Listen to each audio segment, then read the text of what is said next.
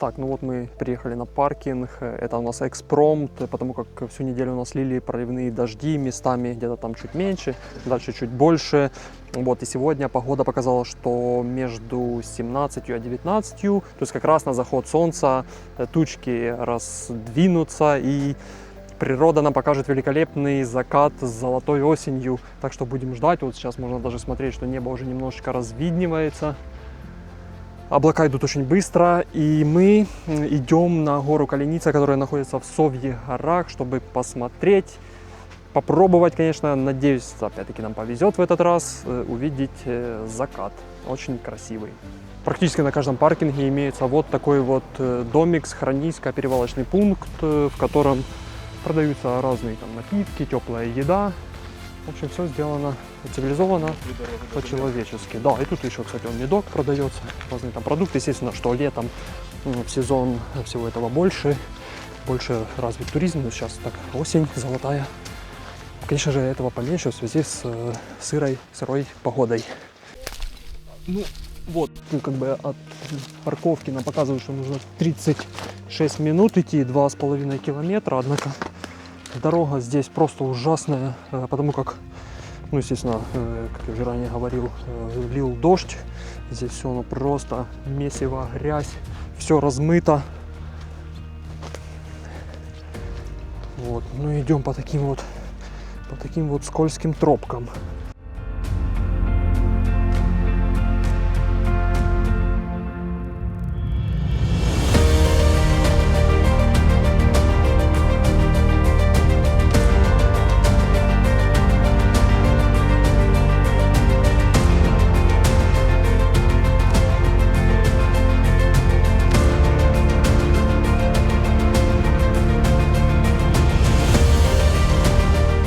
Ну, здесь тоже неплохо. Наш сегодняшний гид – это Игорек, который, да, выбрал нам такой вот маршрут. Хотя там была вроде бы более культурная, цивилизованная тропиночка, красный маршрут, час 20. Но мы идем по более сокращенному пути. Не знаю, что с этого выйдет, конечно, но мы идем вперед. Мы идем назад, будем идти той длинной дорогой, которая идет час 20, потому как здесь даже люди не ходят. Ну, и все на нас так смотрели, типа косо. Ну, куда они идут? Ну, какой-то, думаю, вообще ни разу не туристический это маршрут.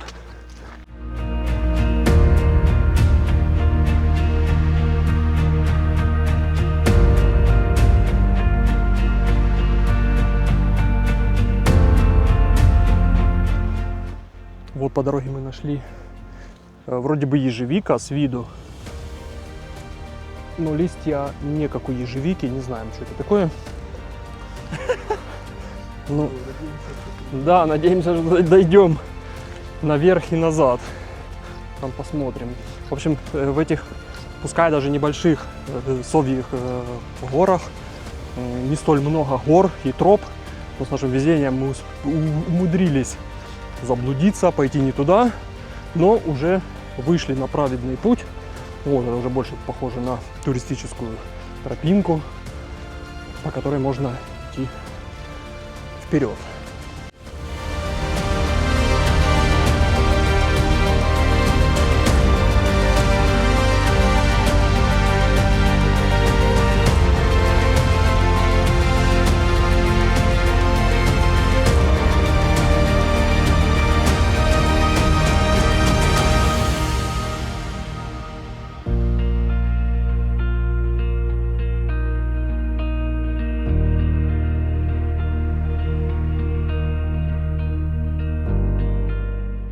По дороге лес в небольшой такой предвечерней дымке, тумане. Посмотрите просто, какие атмосферные кадры можно здесь получить. Вот, наверное, с этой точки мы и будем производить нашу фотосъемку.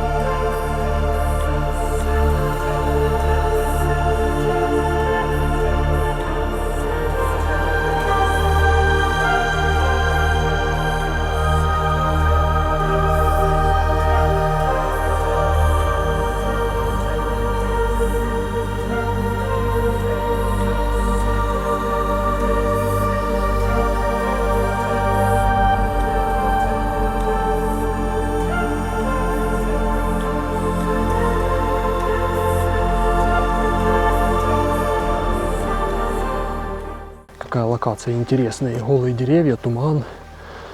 Вообще просто шедеврально. Вот мы можем видеть, как туман все ближе и ближе приближается к нам, словно хочет поглотить нас. Она создает такой мистический образ. Сейчас мы постараемся сделать кадр, серию кадров, чтобы можно было выбрать тот единственный, который будет у нас на заставке в конечном результате. Надеюсь, что-то у нас получится. Будем снимать в режиме брикетинга, то есть это 3 кадра с экспозицией +1, 0 и -1, для того, чтобы их потом склеить в один, по светлые участки понизить, подавить, темные участки вытянуть, чтобы у нас такой получился HDR. Вот мы сейчас идем уже внутри этого тумана, внутри гущи леса, словно в магическом лесу в каком-то. Посмотрите, какая фантастика. Даже Игорь, насколько далек от фотографии, даже он достал телефон, чтобы запечатлеть эту красоту. Но это поистине красиво. Главное, что эмоции переполняют.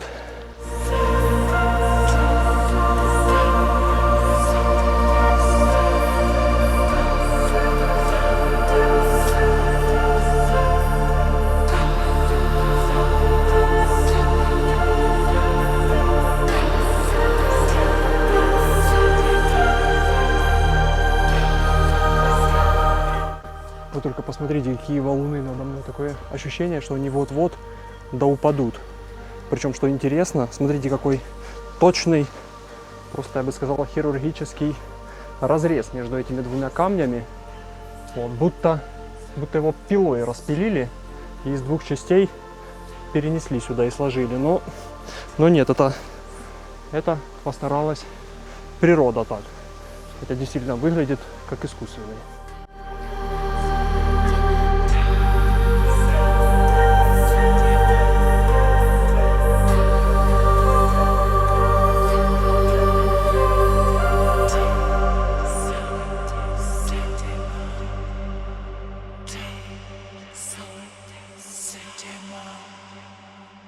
Сделаем сейчас его на более длительной выдержке и на более закрытой диафрагме.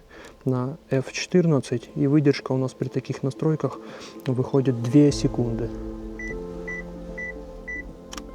Конечно, можно было бы больше сделать выдержку, длиннее 5-7 секунд, но из-за этого получится шевеленка на деревьях из-за ветра.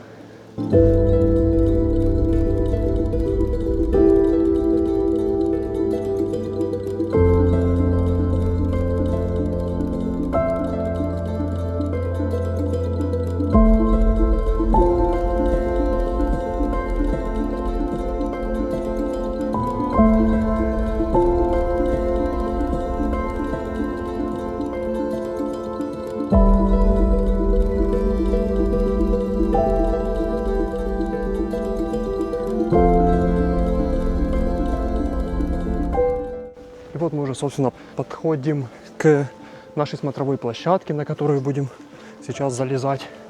Вот, если что, здесь можно какой-то гриль сделать, костерчик развести небольшой. И вот сюда нам заходить надо.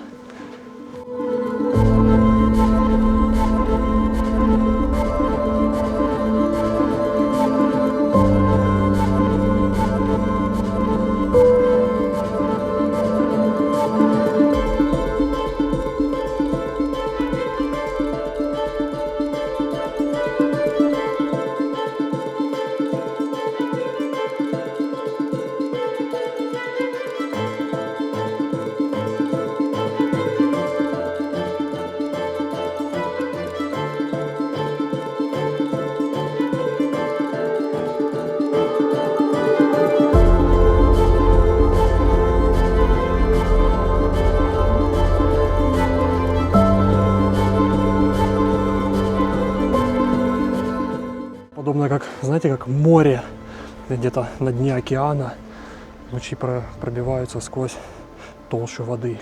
Характеристики моего объектива не позволяют передать всей этой красоты, только потому что вот мешают на переднем плане деревья. Вот можете видеть, какая фотография получается в исходном варианте.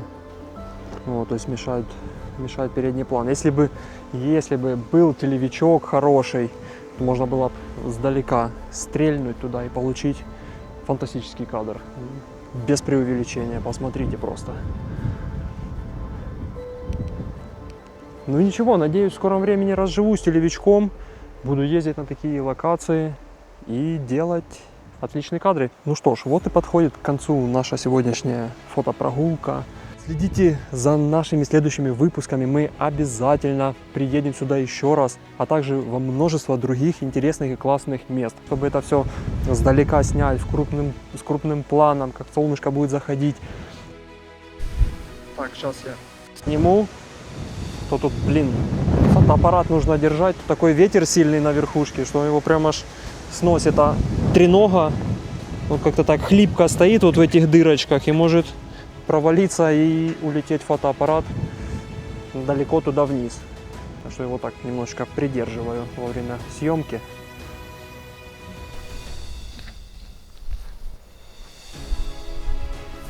Значит, решили мы проверить еще одно место, называется перевалочный пункт Зигмунтовка. И не зря мы сюда пришли. Посмотрите, какие можно сделать кадры. Все ж таки, как-то краешком ухватить частичку этого заката сегодняшнего дня на прощание. Все-таки у нас получится.